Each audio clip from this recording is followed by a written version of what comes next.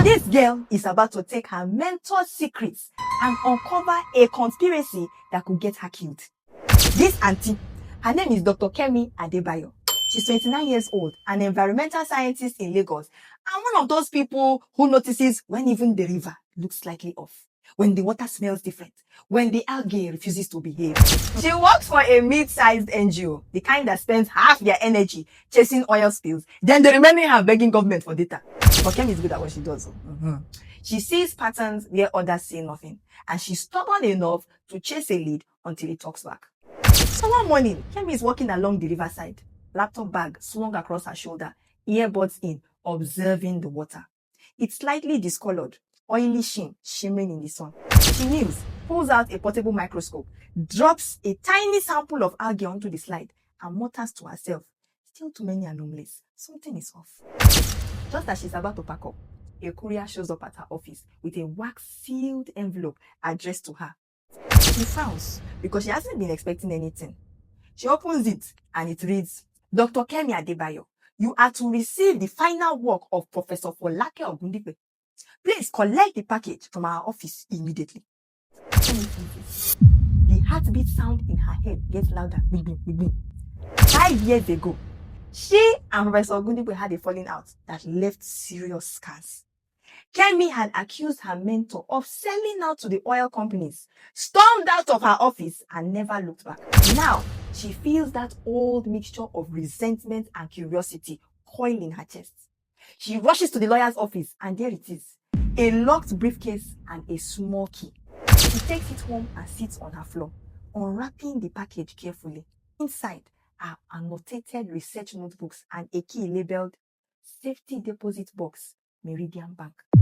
She whispers to herself, "If this is true, I can't let her work die." A quick flashback hits her. Her younger self arguing with the professor, lab glass clinking in the background. Ogundipe's calm voice countering Kemi's fury.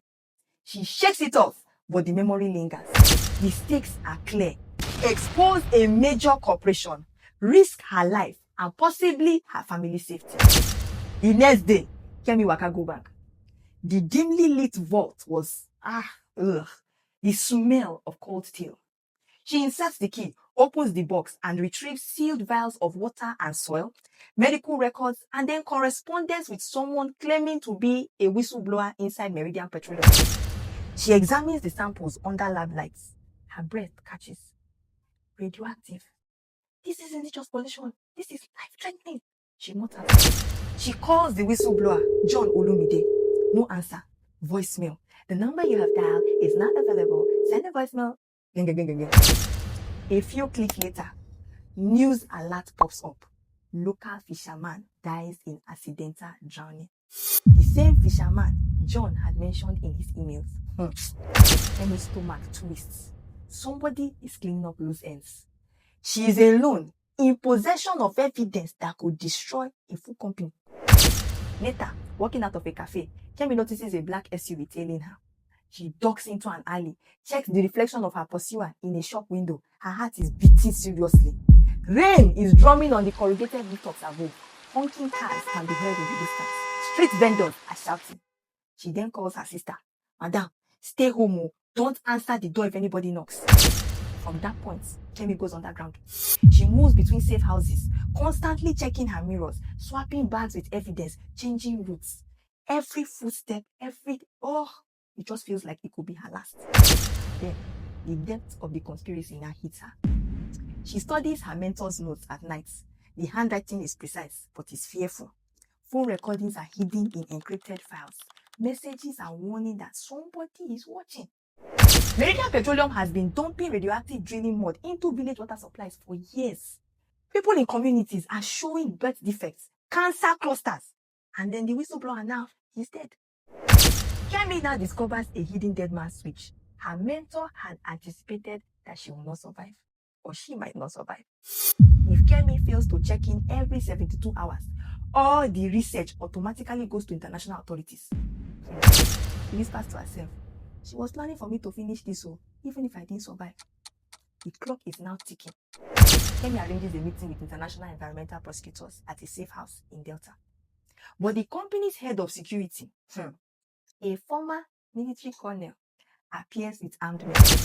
There is a chase, a hot pursuit through mangroves. Water is splashing over her shoes. Gunfire is echoing in the distance between the trees. Kemi just keeps her cool and then triggers the dead man's switch, and the files are safely delivered. The prosecutors, they get the evidence. Meridian Petroleum is now forced to back down. News broadcasts everywhere burst. Executives are arrested. International sanctions are imposed. Kemi walks along the Lagos waterfront, notebooks in hand, feeling the calm breeze on her face. Birds are returning to the mangrove trees. She just whispers to herself very softly, "You weren't a traitor. You were teaching me the hardest lesson of all." Later, she opens the Professor for Lake Ogundipe Foundation for Environmental Justice. Children plant mangroves, residents come together, and Kemi just watches, quietly smiling. There's a flashback overlay of the Professor in the lab, watching Kemi, smiling knowingly.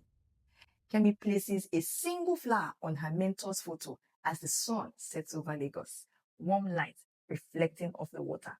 Because the lesson of this story is simple. Sometimes fighting the system doesn't mean shouting the truth from the rooftops. Sometimes it means surviving just long enough to strike where it hurts the most. And sometimes people you thought that betrayed you were actually preparing you for the hardest fight of your life. So remember, don't assume everything is black and white, bruh. Don't let anger or pride blind you. And don't ever underestimate a mentor who seems gone.